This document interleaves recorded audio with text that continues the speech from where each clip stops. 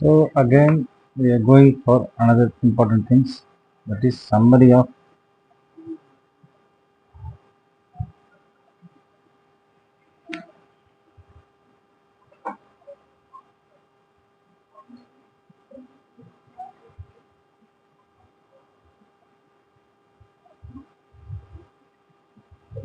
today. Now going to concept of the concept of foreign currency transaction summary நம்ம பார்க்க போறோம்.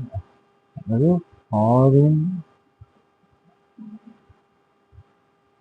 currency transaction உடைய summary. First அதோட initial measurement,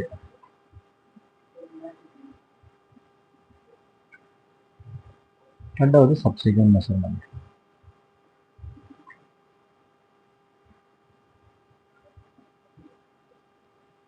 first initial measurement அது எப்படி, அது வந்து மானிட்டரியாக இருந்தாலும் சரி அல்லது நான் மானிட்டரியாக இருந்தாலும் சரி, என்னதான் நம்ம போட போகிறோம்,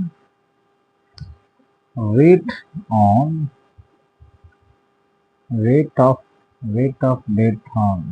date on transaction.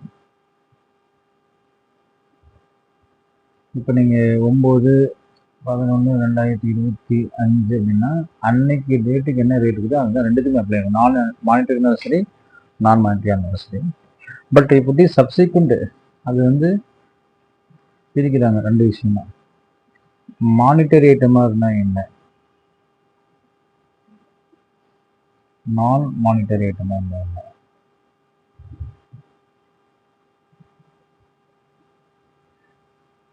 மானிட்டரி ஐட்டமாக இருந்தால்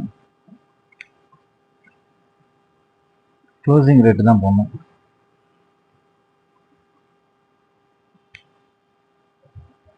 what is closing rate? For examples நீ வாங்கினப்போ 9/1 இருக்கலாம், க்ளோசிங் ரேட்டு 40 இருக்கலாம். ஸோ இப்போ டிஃப்ரென்ஸ் வந்து 10 அது பேர் தான் என்ன சொல்கிறாங்க, எக்ஸ்சேஞ்ச்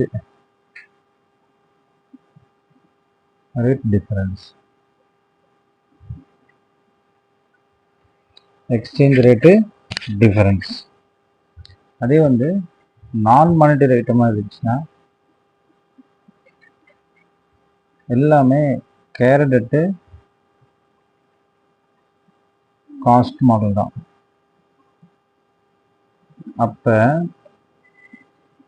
ரீமெஷரே கிடையாது. இங்கே ரீமெஷர் உண்டு, இங்கே நோ ரீமெஷர். அதே போல் no exchange gain or loss. Exchange gain or loss. அப்போ இது ஃபஸ்ட்டு நம்ம சொல்லிட்டேன், மானிட்டரி ஐட்டம்னா என்ன, நான் மானிட்டரி ஐட்டம். இப்போ மானிட்டரி ஐட்டம்னா trade payables, trade receives, loan given, loan taken. Non மானிட்டரினா machinery, inventory, investment property, share capital, share payment. இப்போ share premium, share capital cost model தான் இருக்கும். அப்போ there is no remeasurement, no exchanges. இப்போ it is monetary items கண்டிப்பாக exchange rate difference இருக்குது. So that is very very important. சரி, இதில் இது காஸ்ட் மாடல் சொல்கிறீங்க, அது ஓகே. கேரட் சம்டைம்ஸ் ரீவல்யூஷன் பண்ணிடுவாங்க. கேரட் ரீவல்யூஷன் மாடல் பண்ணியிருக்காங்க. What is call revaluation? அசட்டோடைய வேல்யூ வந்து ரீவல்யூஷன் பண்ணுவாங்க சம்டைம்ஸ். அந்த மாதிரி சுச்சுவேஷன் என்ன செய்யறதுன்னு பார்த்தீங்கன்னா, remeasure at exchange rate on rate of revaluation. அப்போ மட்டும் என்ன செய்யணும், இந்த இடத்துல முக்கியமான விஷயம், ரீமெஷர் பண்ணணும். அப்போ வழியில் ரீமெஷர் at exchange rate on the date of revaluation.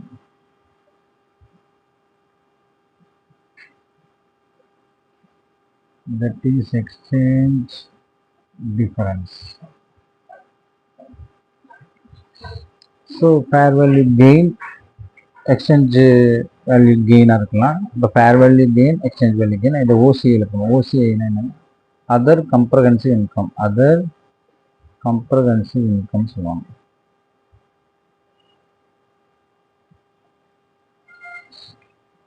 அப்போ லாஜிக்கில் நம்ம என்ன செஞ்சுக்கிறோம் பார்த்தீங்கன்னா, ரீமெஷர், இப்போ ரீவல்யூஷன் தான் ரீமெஷர் வரும். அப்போ அதுதான் நம்ம பார்க்க போகிறோம். அதை நம்ம பார்ப்போம், ஒன்றும் பிரச்சனை கிடையாது. ஸோ இப்போ நம்ம ஒரு சின்ன கணக்கு வச்சு பார்க்கும்போது யூ கேன் அண்டர்ஸ்டாண்ட்.